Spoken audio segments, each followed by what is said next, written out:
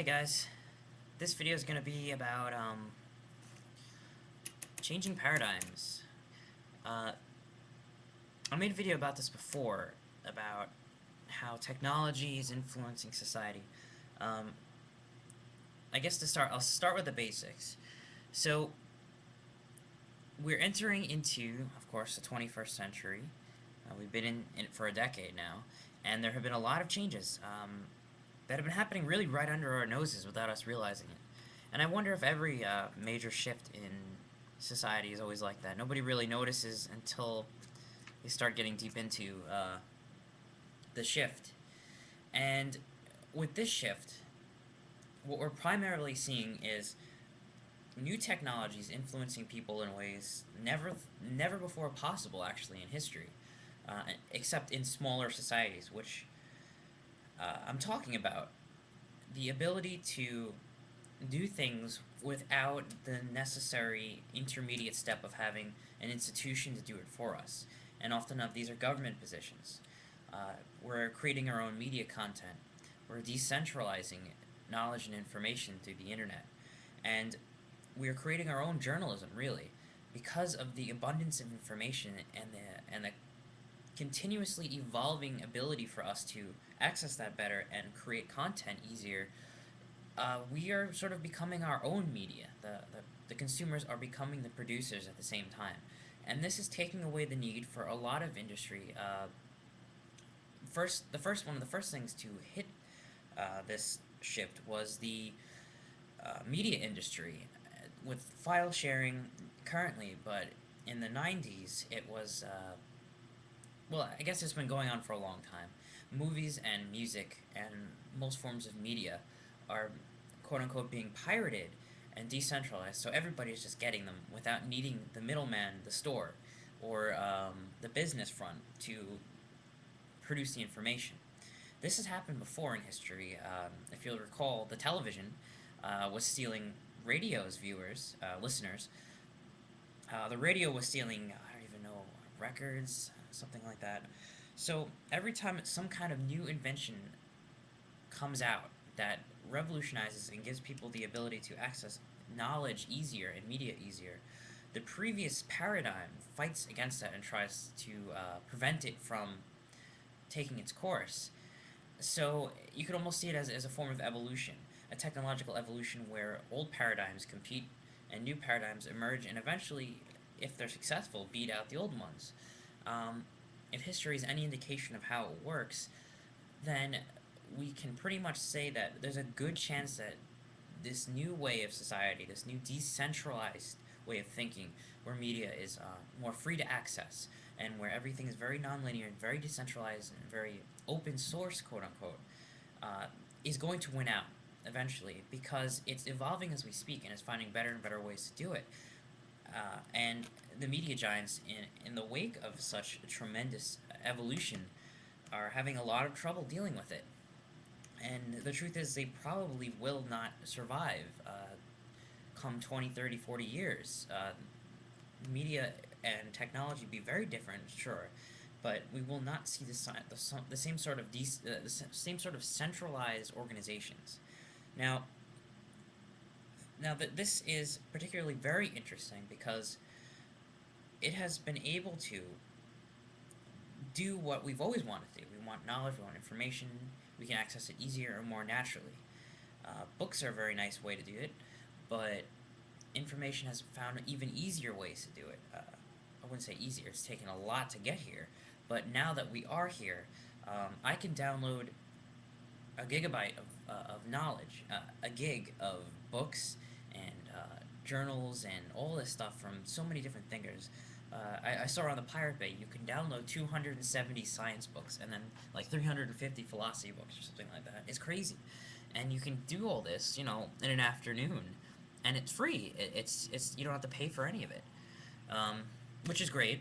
But this also raises concerns about how is this going to work with an economy when it's free. There are a lot of interesting arguments for an open source market. Then I recommend looking into open source economy because in our troubled times right now, we are going to need some kind of new way to make money and it can't be so centralized because we don't have the money to create big organizations. So if there are easier ways to produce things and content ourselves, we're going to want that, especially in these times. So that leads me to the second point. Not only is media being affected, but society as a whole, for some reason. These shifts always happen, and I guess in many factors, in many facets. The shift right now is happening with not only media and you know entertainment software and all technology, but also with government. I was reading a Clay Shirky book, and I was listening to one of his talks, and he was actually describing a village. I don't know where this village was, but they use wiki crime to help the police officers discover locations where criminals were doing their stuff, and the people of the village, of the town, were able to create an accurate map of where crimes went down, when, and in what concentration in what areas. In other words, the media became its own police force in the ability that it was able to tell us where is safe to go, where is not safe to go, and help inform the police. Without this wiki crime, the police wouldn't have been able to narrow their search and their focus to more informed, better locations. So all of a sudden, we're taking an active part in security and law enforcement, just like that, just by going onto WikiCrime and saying, "Oh, there was a crime here on 34th Street" or something like that. It's pretty impressive. That's just a small example of probably what's to come. Technology, in other words, is allowing people to become not necessarily more intelligent or less intelligent, but they're able to do things they were never able to do before. And suddenly, the need for the police, perhaps in the future, to not necessarily not to patrol areas, but I guess you could say reconnaissance and information, and a lot of that stuff is going to be done like that. And yeah, the people who do that may lose their jobs, but new jobs will come up. For instance, people who want to create the programs to make this stuff easier. Uh, in the media front, I guess you say the equivalent of this is journalism. Journalism has been brutally destroyed by blogging. Blogging is the new journalism. It is the way to get tons of information out there, get it cross-checked by other bloggers. It's a great way, and it's evolving, and it's getting better. And people are relying on it so much that the media industry, which used to have the authority over blogging, is no longer such a case. In fact, most media industries are trying to blog to compete with blogging. And then there are open source websites. Well, if you want to call it open source, I know that's a technical term for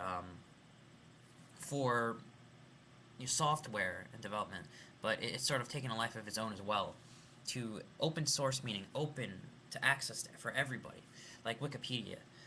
So there are open source news sites such as Reddit.com and Dig.com, StumbleUpon. These things are free to access and user-created content. In other words, you can probably get from one of these websites, or a few of them, dozens of different websites from the major websites, CNN.com, CNBC, ABC, and then dozens and dozens, perhaps hundreds of thousands of blogs. And the amount of information you can access here is staggering.